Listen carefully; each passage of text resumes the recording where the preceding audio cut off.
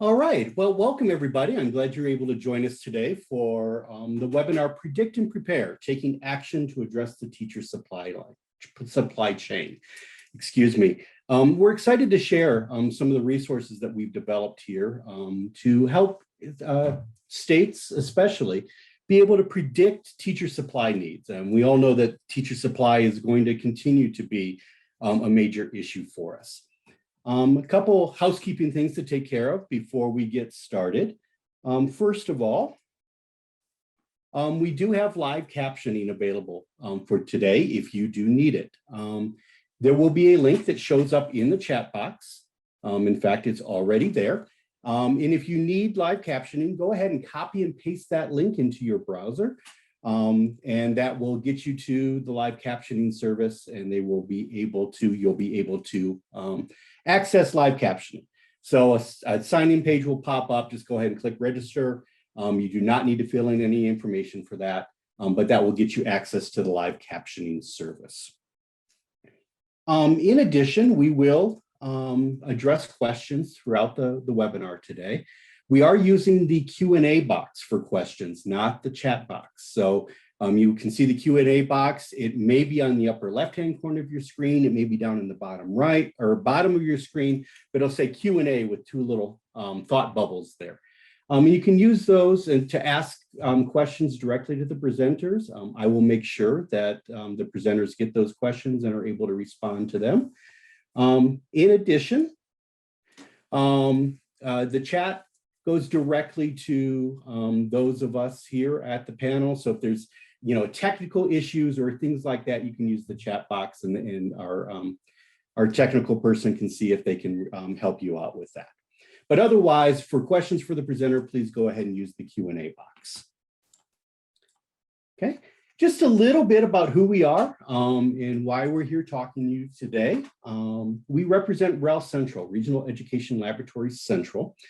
The REL program there's 10 RELs spread across the country, and REL Central represents the states of Colorado, Kansas, Missouri, Nebraska, North Dakota, South Dakota, and Wyoming.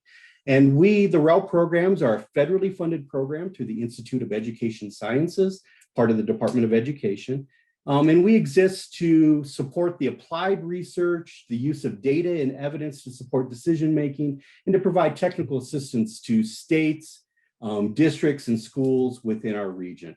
And so the work we're going to talk about today is work that happened to happen in the state of Missouri, which is one of our states. In addition, so we have the larger REL program and REL Central, but we also have research alliances underneath each one of those. And this work was conducted under the Educator Pipeline Research Alliance, which is a group of people from all of our 7 states in our region that get together to discuss and to work on issues associated with the Educator pipeline. And so the work that we did here today with the Teacher Predictor Model is part of a portfolio or a research agenda of work that the Pipeline Research Alliance has been doing over the course of the last 5 years. And in this particular one, you can see that we focus on not only educator preparation, but also evaluation. And then this particular project sort of falls under the umbrella of educator mobility. Right. So our presenters today. My name is David Janoski from REL Central. I'll be facilitating today's webinar. And joining us today are Josh Stewart, who's a senior researcher at Marzano Research and REL Central. Paul Katnick from the Missouri Department of Elementary and Secondary Education, who was our primary partner for this work. And Beth Kania Goshi, who is currently from the Missouri University of Science and Technology and the current president of the Missouri Association of Colleges of Teacher Education. And we will give Beth and Paul an opportunity to share anything more about themselves in just a little bit when we bring them in. But first, we're going to go ahead and we want to do a poll first. So a poll should pop up. And it's just give us a little bit of information about who you are so that we have a sense of who our audience is and can, modify our responses accordingly. So I'm going to hold this up for about 10, 15 more seconds. Okay, about 5 more seconds, and then we're going to go ahead and close it out.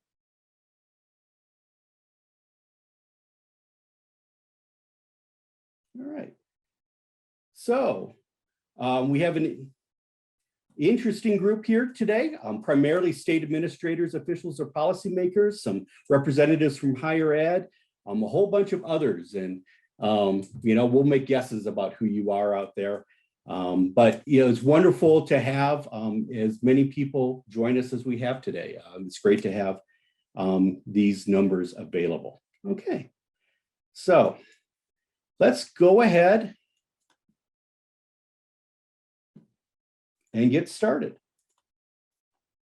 So our goals today, really our primary goal is to, first, we want to describe the development and use of the Missouri Teacher Predictor Model, which was a model that REL Central assisted the Missouri Department of Elementary and Secondary Education in developing to help them predict teacher shortages in out years based on previous year's data.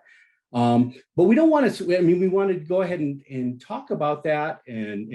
But more importantly, we want to really get into and dive into how Missouri educators, not only the state, but also the EPPs and maybe even LEAs, are using this data to help guide decision-making and help make decisions about how we can address teacher shortages.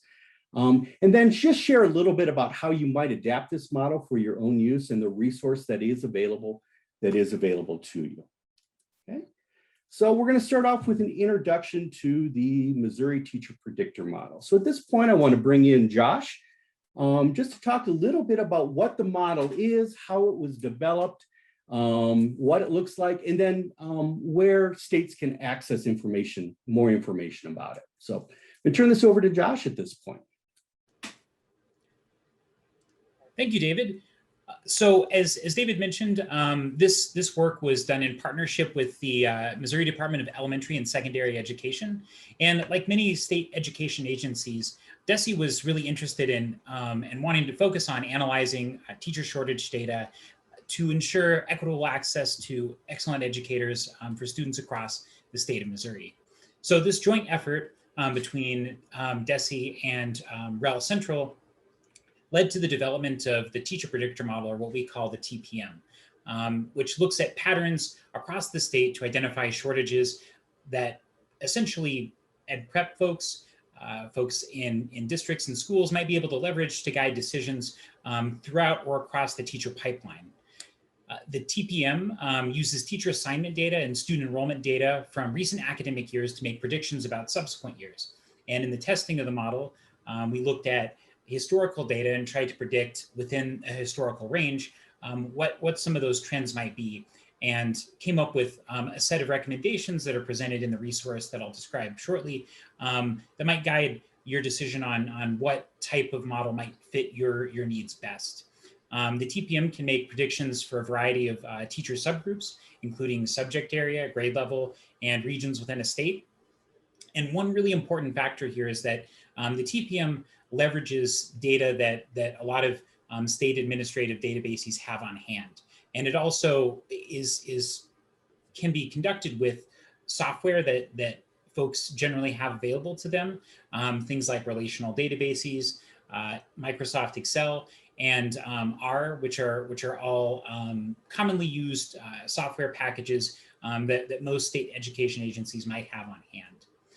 And so the link you can see down here towards the bottom of the page provides the link to our methods paper, which outlines the details on how you might build a model. The whole process was headed by my colleague, Robert Reichart. And you can see throughout the course of the project outlined in the paper, there's really a lot of good thinking on what type of validation process you might use. Again, like I mentioned, we used historical data to think about, do we want to base our predictions off of 2 years, off of 4 years? Are there other considerations we might want to put into the model in order to make sure that our predictions are accurate based on the state that we're looking at, in this case, Missouri? And one exciting piece that culminated, or that was kind of one of the culminating factors of this work, was a dashboard that now lives online that folks at the Department of Education or DESE can use in order to have discussions with folks in ed prep programs, district folks. And so it's taken, I think, an even more streamlined turn in the sense that it's available online. So you don't have to worry about having any sort of statistical expertise in your back pocket. So just wanted to highlight a little bit of the background of the model. And as I mentioned, we really worked in partnership with DESE on this one. And so the work obviously wouldn't have been possible without our colleagues there. Thanks, Josh. I think we're good. I'm going to have you just hold out in case there are any other questions that come up. But just for our participants, the link to that methods paper, in which describes how this model was developed and how it was all put together, is in the chat at this point in time. So you can go ahead and link to that. The online dashboard is not publicly available at this point in time. But if you have further interest in learning a little bit more about how the online dashboard was developed, go ahead and reach out to us at REL Central, and we can see about providing some more information about the online dashboard. Okay. All right.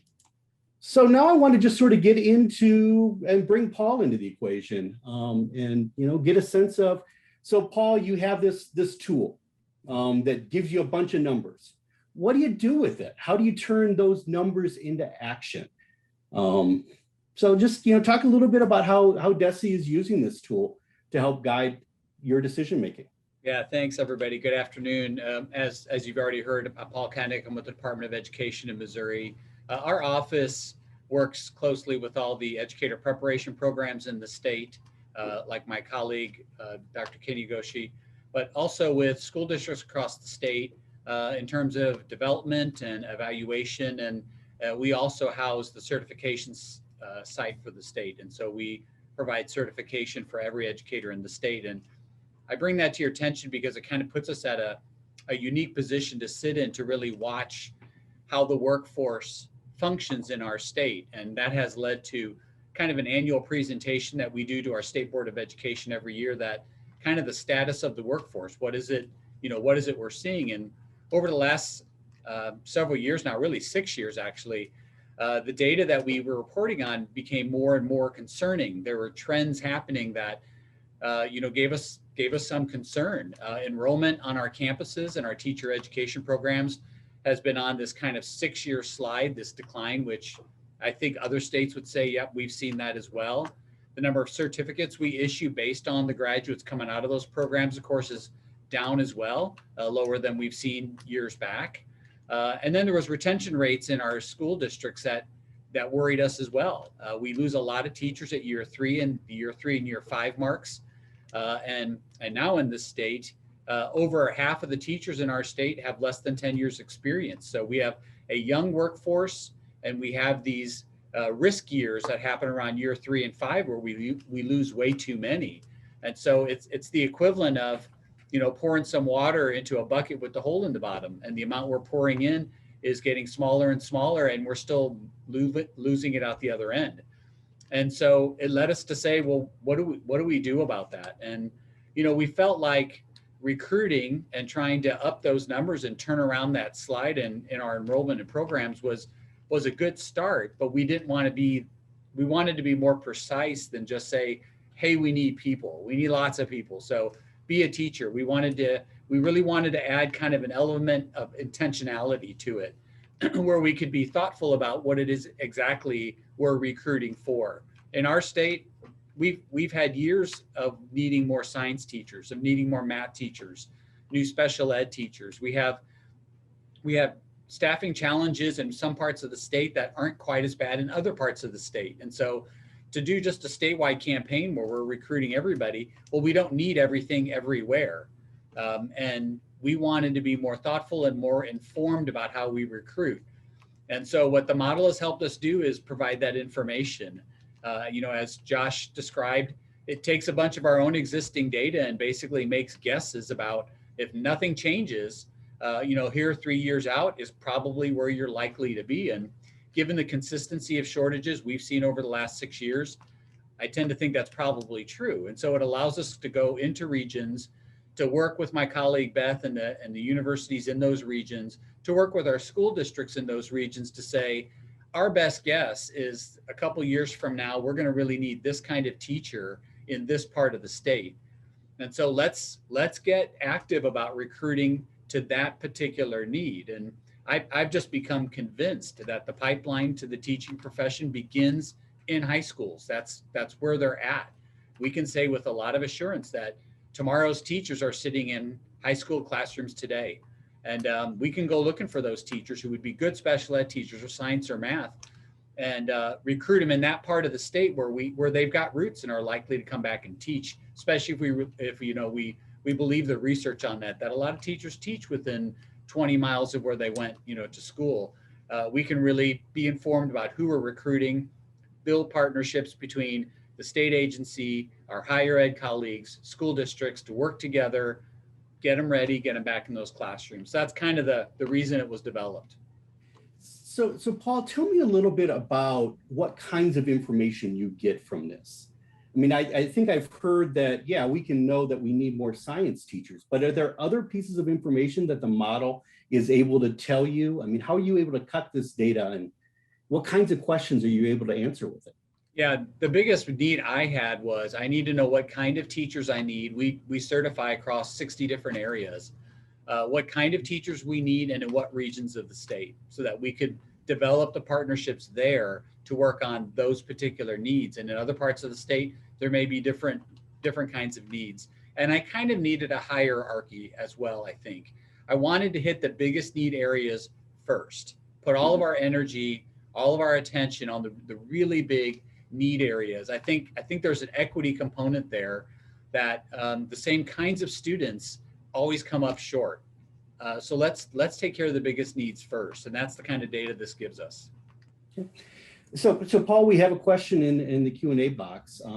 Just wondering about the percentage of new teachers in Missouri. What percentage of new teachers are traditionally certified or prepared versus alternatively prepared? Yeah, it's a high percentage. I would say, I don't have the numbers right in front of me, but alternate maybe accounts for 20%. The vast majority come through the traditional, 4-year kind of program. We've seen increases in that alternative as folks have decided they kind of want to change to education after doing something else. And we're very supportive of that. Getting people who were in some other line of work or have some other degree who then decide, I really want to be in education. We can build on that experience and maturity that they already have and get them into, classrooms a little bit quicker than we are when we're working with somebody, who's younger and just starting out. But still, the vast majority is the traditional. Okay.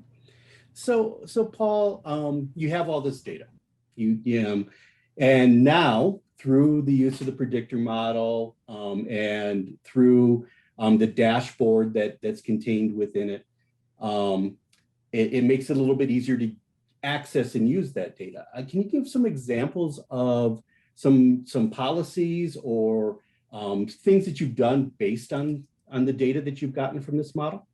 Yeah, I think it's useful really at in three different areas in particular. If we say to school districts in the southwest part of the state, we're seeing some numbers and it looks like math teachers are going to be a big demand here in a couple of years. It allows every school district to take a look at their current math teachers in their school right now and to say, if I don't want to be filling vacancies, I need to pay attention to how I'm supporting my math teachers, what it is we're doing for them, what kind of professional learning we're providing or support systems we're providing. So I think it gives some level of information for school districts to approach what they think are going to be their future vacancies that they're going to have to fill. It certainly gives my colleague Beth some information to use. She's got different programs on her campus. She gets to focus in on a couple programs that in particular we need to start cranking out some candidates in a couple years so that we can change that data. What we're trying to do is make it not come true, but it also informs us here at the state. If we're not getting candidates through and we take a look at pass rates, for example, on our assessments, and they don't look very good, and we combine that with the fact that this is an area where we really need teachers, let's set up work groups. Let's explore those test frameworks. Let's make sure the test is doing what it's supposed to do. And I also think it's very important that the state's education agency be the #1 cheerleader for the profession. We have to be the #1 advocate. And it was a little surprising to me that going back 5 years ago, we didn't really have a role when it came to recruiting. And I just wondered why. And so we're trying to get far more active now and kind of lead the charge and bring along with us our higher ed partners in our school districts, do it together, because that's really what it's going to take. So you've taken this data from the TPM and you put it in this online dashboard.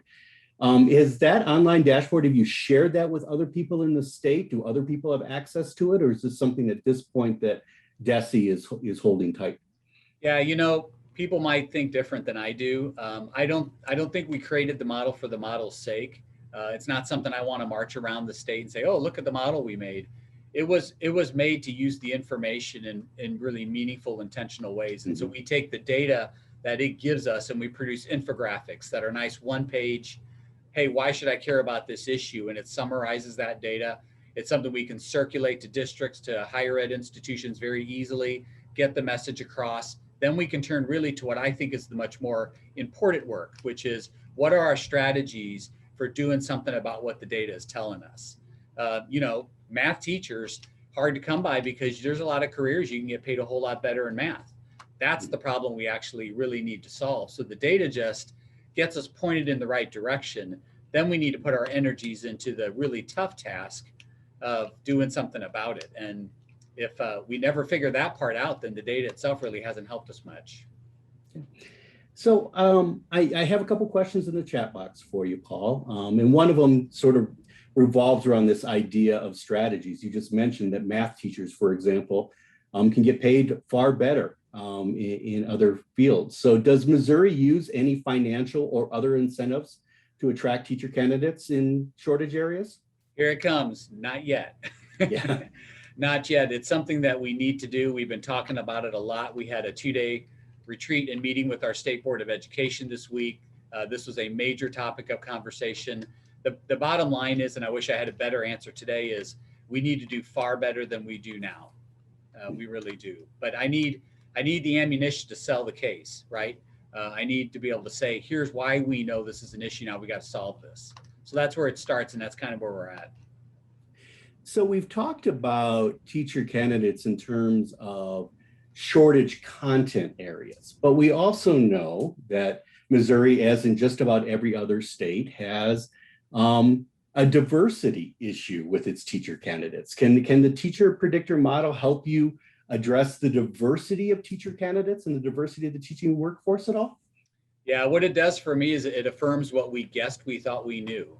It actually tells us, that we were right. There are geographic parts of the state that really struggle with finding candidates far more than other parts of the state. And then we're back to the same question we just answered, which is, knowing that, what are we going to do about it? And the thing is, we need to put more resources to those geographic part of the state, have the will to do that, to put more more resources on those geographic challenges, and address the fact that some school districts struggle far more than other school districts do. And what can we as a policy making agency do to help them with that particular challenge? So I think the last question for you, Paul, and then we'll bring Beth in here. Have you had any conversations yet about potential federal funds and the use of federal funds to help address this issue? We have, and that's been the big topic of conversation that we had this week with our State Board of Education. And so we're trying to finalize what our strategies are going to be around this. And of course, the state agency really doesn't solve any problems by itself.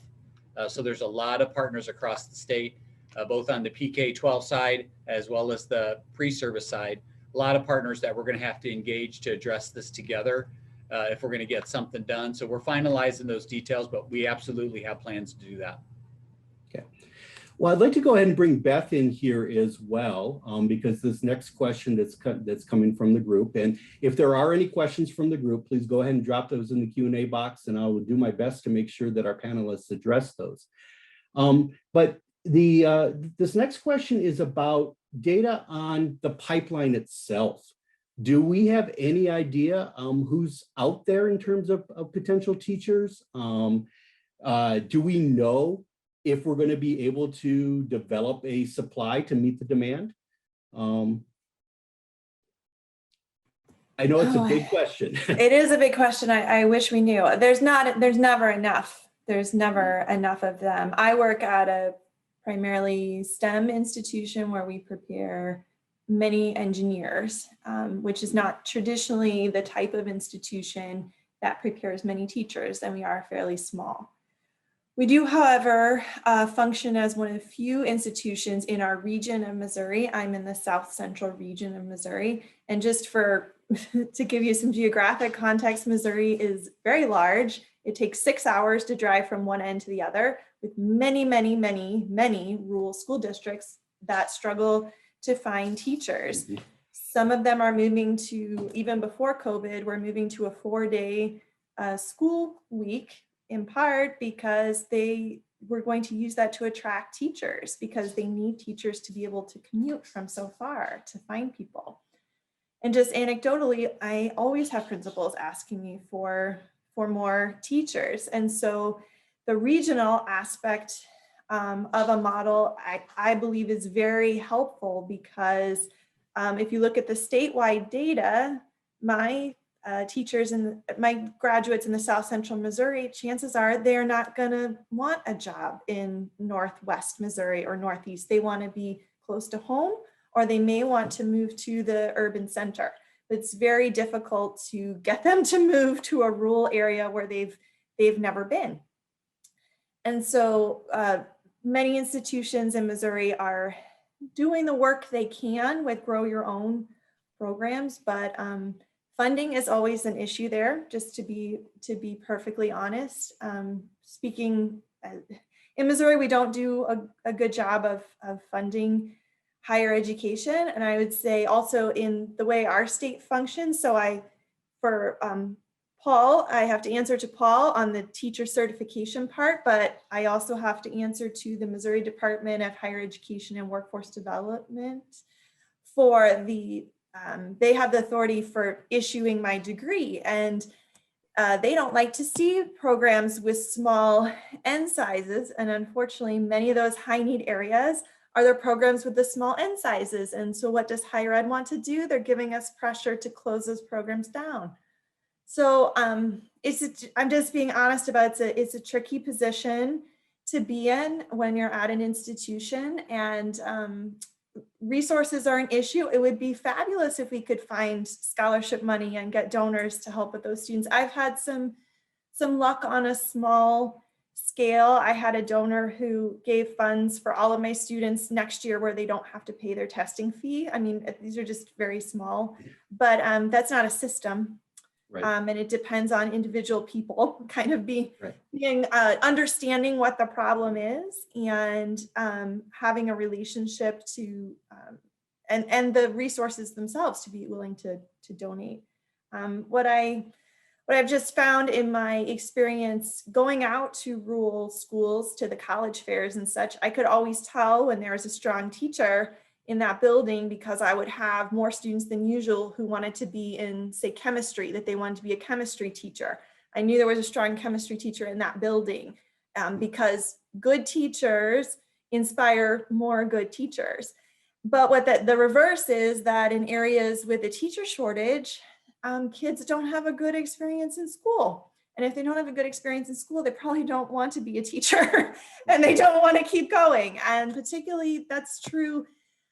I believe that's part of the reason we're having the issue we are in STEM fields too, is that if we don't have engaging STEM experiences because those teachers just don't have the training or they're not qualified to do that, that's why we're having a dip in enrollment in institutions like mine, where we're looking for engineers. Where do they figure out they want to be an engineer? Well, they take physics in high school. Guess what? We don't have enough physics teachers. But it's just a cycle, and we're just, with COVID, just going even more down the pipeline with that. And so we've really got to figure out something, and there's much more urgency now. Yeah. Yeah, I don't think there's any question about that. And I think districts we're going to find in states are faced with even greater challenges based on what we've just been through and are continuing to go through. But let's jump right back into the teacher predictor model specifically. So what do you need? What data do you need in order to help you recruit teachers? What, if you could wave that magic wand, what information would you have that would help you figure out and address these shortage areas? Well, in part, we have high standards for teachers in Missouri and in many of your states too. So just to be perfectly frank, not any student can become a teacher because of what we've put in place in terms of the content. We have a content GPA of 3.0 in Missouri, and I know at my institution, or at many institutions, trying to do that in something like physics or biology and chemistry, just the national mean for chemistry GPA is not 3.0. Okay, so we've already excluded half of the national sample of people with chemistry degrees. I completely understand wanting high quality, but if they don't, guess what happens when they don't have a 3.0 in chemistry? They can go get a job and in Missouri probably make almost twice as much. At my institution, for recruitment, they talk all the time. It's $65,000 with a degree from S&T. Well, I would say that my graduates bring that average down because they're making 35 in Missouri. So if they can't meet the standard, they just go get a job making a lot more money. That's tough. So if there's any way to scholarships, sometimes really simple things like looking at the cost of your textbooks, right? Every little thing that we add, a background check, a test, all of those fees add up. And we don't think about that because they're spread out and they're a little bit at a time. But my students in teacher ed, I think also, at least in my institution, tend to be, they're more likely to be Pell eligible than the typical student. They may be more likely to be a transfer student. So they're just a different type of student, often with more financial need. And so even the cost of a textbook, a $77 test, like that's a whole day they have to work just to take that test, and they need that money for rent and for food, to be perfectly honest.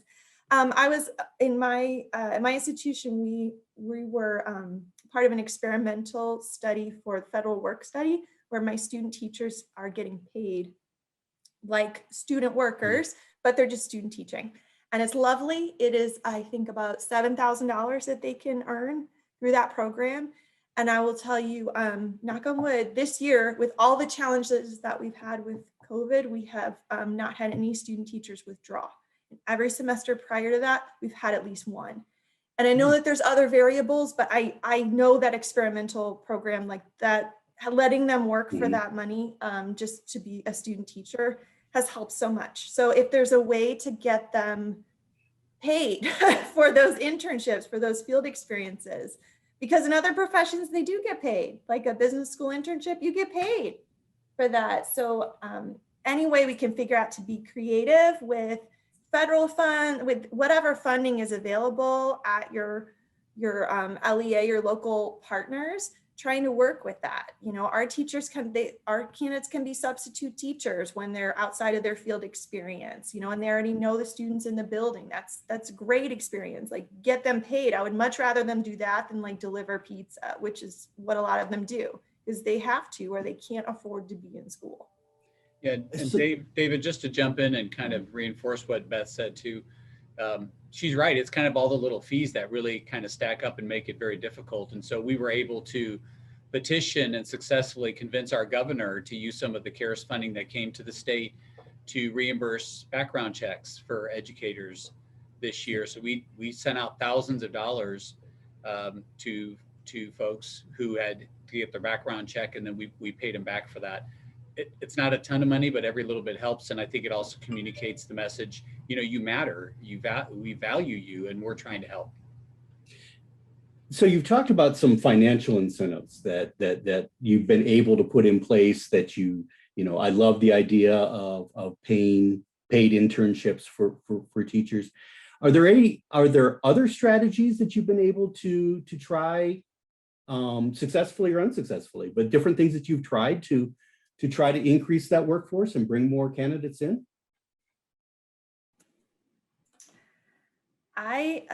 Whatever I can think of, we try. And some of it is actually within my own institution. As I mentioned, we're primarily STEM institution, and there's some research that indicates half of STEM majors have considered teaching at some point. So, and it sounds really simple, but it does take a lot of time. I have faculty who just will ask for 5 minutes in STEM, freshman level STEM classes, just to talk about teaching and just to let them know that that's an option and how it works and how great it is, because you don't hear about how great it is. So many of my students tell me they were told by their own families or their own teachers not to go into the profession. So the ones we are so lucky we have them, and there's probably so many out there who were convinced by someone who just said negative things about teaching, which it's no wonder with all of the current events going on. We offer a certificate, like a little 12-hour certificate in teaching and learning. And I kind of market that for, do you want to be a professor one day? Well, professors teach, and most professors don't have any teaching experience. Do you want to go into training? Are you going to work at a nonprofit or a museum? And I think if we can get them in the door, because to be perfectly frank, we are amazing teachers in higher ed. Like, we have degrees in teaching. Like, come to our class, it's amazing. They get hooked and they see, oh, I want to do that. And we might be able to get some of them in teacher education. But I mean, that's just for students within the institution. I know we have across Missouri some institutions that do like a dual enrollment with high school students that may want to maybe doing tutoring or working with elementary school students, high school students who know they want to be teachers, and giving them some kind of college credit, because in Missouri, our districts are rewarded for that, the way the report card functions here. And that's a great way to start partnerships as well with your district. However, my institution does not allow that. So it just depends on how it works, on your institutional policy. And basically, I use my own students for a lot of recruiting, because I think high school students would rather talk to a college student than me, which is fine. But they're very engaging, and they inspire me every day whenever I go to their presentations. I mostly just let them talk, and I'm just there for information, to give accurate, here's what the certifications are, here's what we have, and I can answer, questions about factual questions. But my students are the ones who are the best recruiters, and I think we could maybe do that a little bit more. But I do pay them, like I pay them as student workers to do that recruitment. So I don't expect them to do it for free. And I didn't need to coach them at all, because they just say they're really passionate about teaching.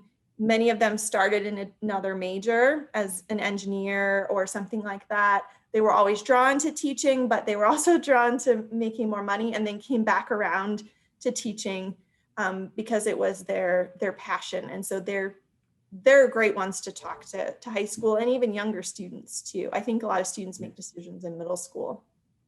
To Beth's point, David, we have a narrative problem, to be honest, a branding problem, with our profession. Heard from this one gentleman who had, decided to be a teacher, and he's a teacher candidate. And he said, the thing I don't get is, why do I have to answer the question why?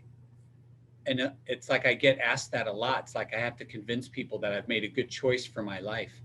And we're going to have to turn around that narrative, and that's going to take some really concentrated effort. And, I applaud Beth and the work she does with using her internal assets to kind of, do that recruiting.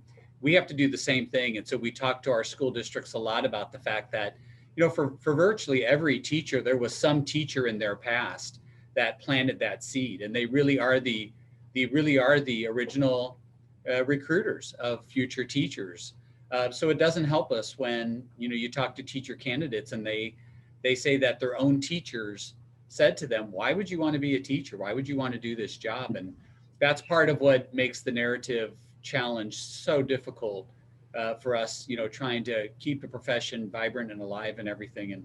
And people have to start talking about what really are the good, the good parts of the profession. And I get it. It's been a very tough year for everybody. Teachers, in many, many ways have had a very difficult year. And I get that, but we're not doing anybody any favors by not, engaging in a little succession planning. Every teacher in a school somewhere ought to be thinking, who's going to take my place? Which kid here I'm teaching today could be my replacement, and I should be courting them a little bit and talking to them about the great parts of the profession.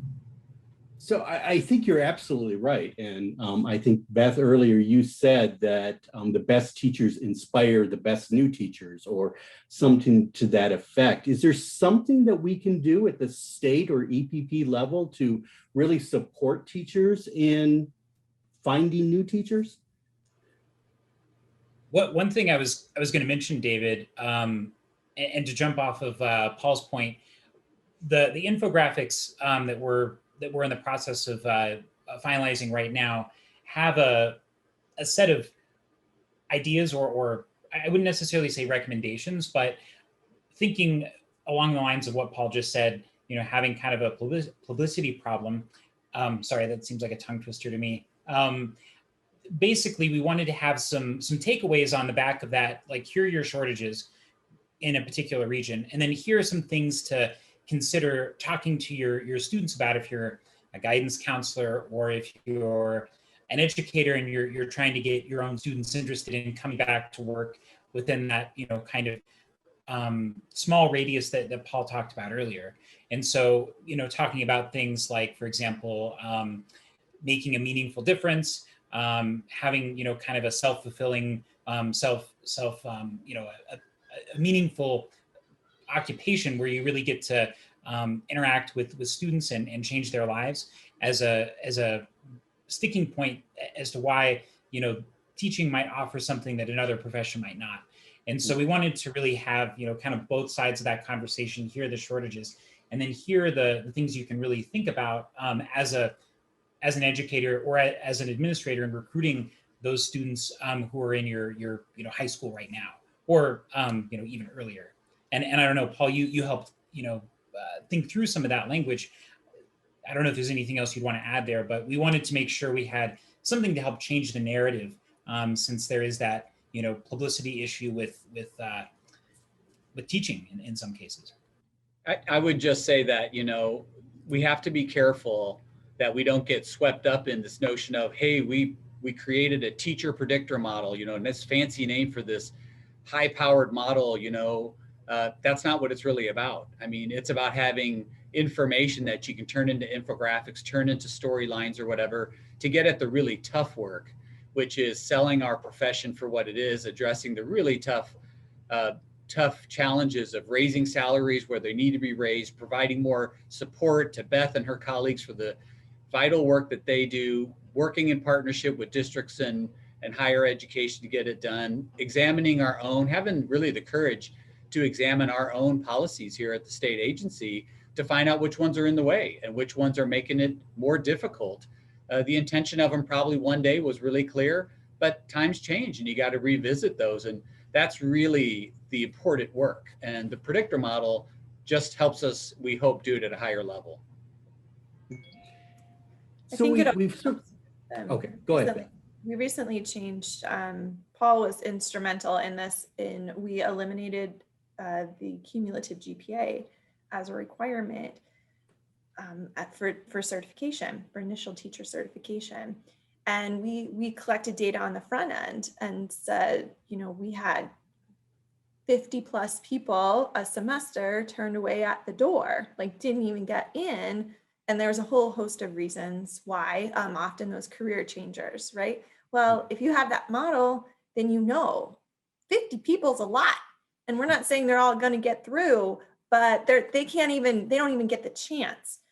I like to say that I'm saving the world one teacher at a time, like one student at a time, because one of my students is gonna have, a secondary student, they'll have 120 students a day for 30 plus years in their career, right? Just one of them. And then imagine all the ones that I have in my program. And so that's how I motivate myself to sometimes do really hard things, like have conversations with students. Yesterday, I had a conversation with a Black male going to be an elementary teacher, with a Black Muslim woman and a student from the trans community, like 3 of them in one day. And to every single one of them, I said, I know you will make a great teacher. I want to help you finish. You let me know what you need so you can finish. And it's exhausting to do that day after day after day, just to be perfectly honest, but that's what it takes, because I know each one of them is going to make a big ripple effect. And the model can be even like a visual representation of that. So we've talked sort of the SEA level, the EPP level, and some things that each of these levels can do. But a lot of the questions that are coming in to the Q&A box tend to be about the SEA level and different things that can happen at the SEA level. So can both of you sort of just discuss what could SEAs do to really help address these pipeline issues? Yeah, we're exploring a lot of different things. We piloted for the first time. It sounds weird to say it, but it's basically a teacher externship for the teaching profession. We just called it Pathways to the Teaching Profession, but we hosted a whole cohort of teachers, and we shared with them the data about our profession. So we established the why. Why is this a problem? And we established next the role that they play. I just a firm believer that our students today are going to make their decisions about being a teacher based on the person they're spending all day with, in their classrooms. And we're not going to be able to do it without their help. And so we train them on ways that they can recruit students, support students, talk about the profession in ways that are going to help. And so the pilot went pretty well. We're going to do it in a second region of the state in June. And I think at that point, we'll have the kinks worked out. And then next year, it hope to be doing this in every region of the state every single year. And that's one thing. I know I saw some questions in here about credit options, dual credit options, and can that be used? Yes, we're exploring that. How do we take people who want to be a teacher and find ways to get them some dual credit options in high school to get them started and kind of hooked and kind of in the door right after that? We partner with Future Teachers of America and Educators Rising with those chapters to try to tap into that. So pretty much everything's on the table. We're going for everything we can come up with. Paul, can you tell us a little bit more about some of the content? That idea of working with teachers to find teachers, I think is really exciting. Can you tell us a little bit more about the content of what you work with teachers on? Yeah, there was a big session, first of all, just on, the status of the workforce and really what the data looks like. And, the takeaway for the teachers was I had no idea, that our workforce had these kinds of challenges going on. They spent a whole set of time with our Teacher of the Year, who came from Darien Cockrell. If you don't know his story, he was in a gang as a kid and he lost both his parents, and there's no reason he should have turned out successful. But he had teachers there who took care of him, and he's now been named our Teacher of the Year. And so, his message to the teachers are, it's you who turn around people's lives. And it's those students who then can be like me and not only become a teacher and succeed, but be recognized as a teacher. And so we did a whole session on that. We did a session with our university folks that say, here's what a teacher ed program is. Here's what happens. Here's what preparation looks like. And we incorporated in some teacher candidates who were, folks who were still not there yet, but they talked about their excitement about, being a teacher. And then we had each of these teachers in the cohort recruit some students of their own. And then we had a big student event where we kind of hosted them. And it's really, the whole point was to say, we've got to make teachers understand that they're a recruiter. They're the original, most powerful recruiters. And they have to help people like state agencies and Beth and her programs. They've got to help us here because we can't do it on our own. Great. So I have a couple of pretty specific questions. So first one is for Beth, or Paul, you could actually address this as well. Are the teacher education programs in Missouri, are there any online only options, or do they all require residencies?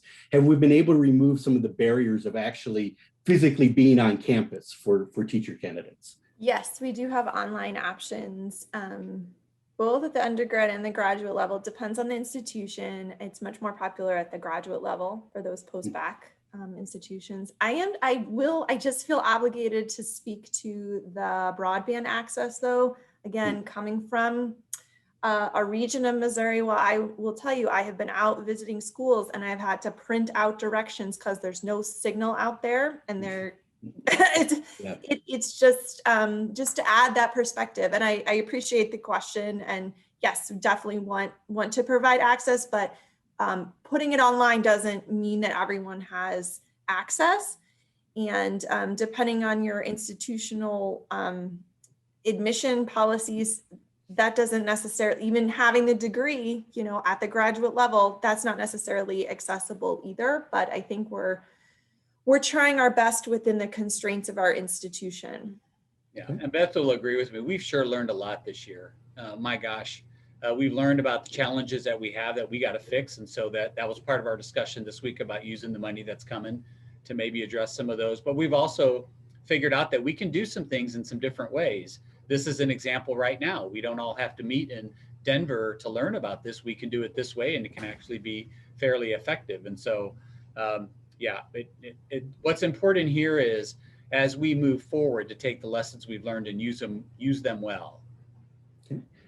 Right. Another one for Beth. In Illinois, we found we lose 50 to 60% of freshmen who say they plan to teach by graduation.